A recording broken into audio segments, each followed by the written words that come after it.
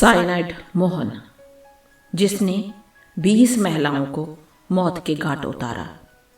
कैसे उसने साइनाइड से इन महिलाओं को मारा, जानते हैं इस साइनाइड मोहन के बारे में इस वीडियो में। अनीता को आनंद से प्यार हुआ। दोनों शादी करना चाहते थे और इसलिए अनीता सब कुछ छोड़कर आनंद के पास चली गई।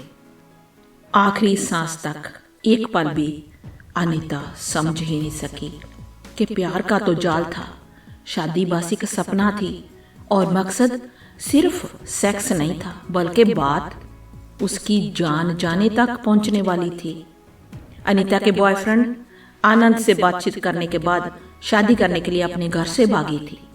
साल 2009 में कर्नाटक के हसन जिले के बस स्टैंड पर आनंद ने अनीता को रिसीव किया और बस स्टैंड के पास ही एक होटल में ले आया, जहां दोनों ने आने वाले कल मंदिर में शादी करने की योजना बनाई और दोनों एक दूसरे का साथ पाकर खुश थे। डिनर के बाद दोनों फिर इस कमरे में आ गए। हालांकि अनीता चाहती थी कि वह शारीरिक संबंध शादी के बाद बनाए, लेकिन आनंद के जिद और रोमांटिक मूड से मजबूर हो गई। उसी रात दोनों के बीच शारीरिक संबंध बने और आनंद ने उससे अगले ही दिन शादी हो जाने की बात की तो उसकी चिंता जाती रही।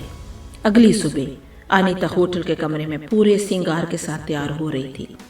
अनीता ने जरी के बॉर्डर वाली साड़ी पहनी, नए झुमके और कांच की चूड़ियां, फूलों के गजरे से जूड़ा सजाया और नए सैंडल पहने। आज उसकी शादी मंदिर में होने वाली थी और वह उमंग से भरी हुई थी।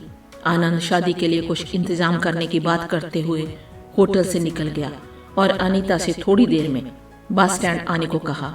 वहां से दोनों को साथ मंदिर जाना था। थोड़ी ही देर में तैयार होकर अनीता बस स्टैंड पहुंची। आनंद वहां उसका इंतजार कर रहा था। आनंद ने अनीता से कुछ ही देर में मंदिर जाने की बात कहते हुए अपनी जेब से एक टैबलेट निकाली। यह टैबलेट अनीता को देते हुए आनंद ने बताया कि यह गर्भ निरोधक गोली है।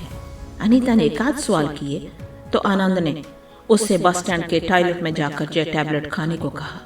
उसका कहना था कि हो सकता है इसे खाने के बाद उसे किसी प्राइवेट किस्म की जरूरत महसूस हो। किसी तरह आनंद ने अनीता को ऐसा करने के लिए मना लिया। उसकी ज्वेलरी भी आनंद ने बाहर ही उतरवा ली। अनीता ने बस स्टैंड के सार्वजनिक टॉयलेट में जाकर वह टैबलेट खा ली।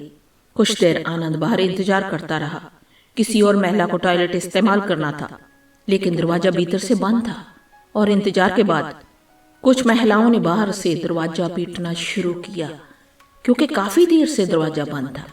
अंदर से कोई आवाज न आने के बाद वहां भीड़ जमा होने लगी। इस भीड़ के जमा होने के बाद आनंद होटल के कमरे में लौटा। वहां उसने अनीता के पूरे सामान की तलाशी ली, फिर काम की चीजें रखने के बाद सारा सामान नष्ट कर दिया। थोड़ी देर में आनंद ने होटल का कमरा छोड़ दिया और किसी बस में बैठकर किसी और जगह चला गया। उधर बहुत देर बाद टॉयलेट का दरवाजा किस तरह खोला गया तो भीतर अनीता की लाश बरामद हुई। तो जो मौत की पहेली थी कैसे सुलझी? कौन था आनंद? कैसे हुई अनीता की मौत? इन सवालों के जवाब तलाशने की कहानी 2003 से शुरू होती है। 2003 से 2009 के बीच 5-6 सालों में दक्षिण कर्नाटक के 6 शहरों में करीब 20 मामले सामने आए, जिनमें युवतियों या महिलाओं की मौत बस स्टैंड के नजदीक के टॉयलेट के भीतर हुई। इन 20 मौतों के मामले में काफी कुछ कॉमन था, जैसे सभी महिलाएं 20 से 30 या 32 ईयर की उम्र की थी। जब लाश बरामद हुई तो सभी ने अच्छी या खास किस्म की साड़ी पहनी थी, लेकिन ज्वेलरी नहीं थी। उनके श्रृंगार से अंदाजा होता था कि वो सभी दुल्हन बनी थी। इतनी समानताओं के बावजूद पुलिस को कोई अंदाजा नहीं था ऐसा कुछ आसपास के शहरों में हो रहा है। पुलिस को सही जांच के लिए मजबूर होना पड़ा। जब 19 मामले में बात बिगड़ गई। 16 जून 2009 को बंटवाल से 22 ईयर की अनीता गायब हुई तो हंगामा हो गया। उसके समुदाय के लोगों ने अनीता की गुमशुदगी को सांप्रदायिक रंग दिया और किसी मुस्लिम लड़के पर उसे भगा ले जाने का शक जताया। इसी हंगामे में पुलिस स्टेशन जलाने तक की धमकी इस भीड़ ने दे डाली। तब पुलिस ने 1 महीने के भीतर केस सुलझाने का वादा किया। इसके बाद पुलिस ने तहकीकात शुरू की तो अनीता के फोन कॉल के जरिए एक और युवती कावेरी के बारे में पता चला। पुलिस को हैरानी हुई कि कावेरी भी गायब थी। कावेरी केस की जांच से लिंक मिली और एक युवती पुष्पा की, और वह भी गायब हो चुकी थी। ऐसे ही पुलिस को एक के बाद एक कई युवतियों के गायब होने की सूचनाएं मिली और तस्वीर एक हद तक साफ नजर आने लगी।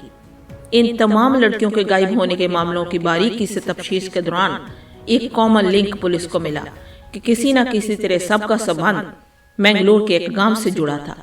इस गांव से कभी ना कभी इन गायब हुई लड़कियों को फोन किया गया था।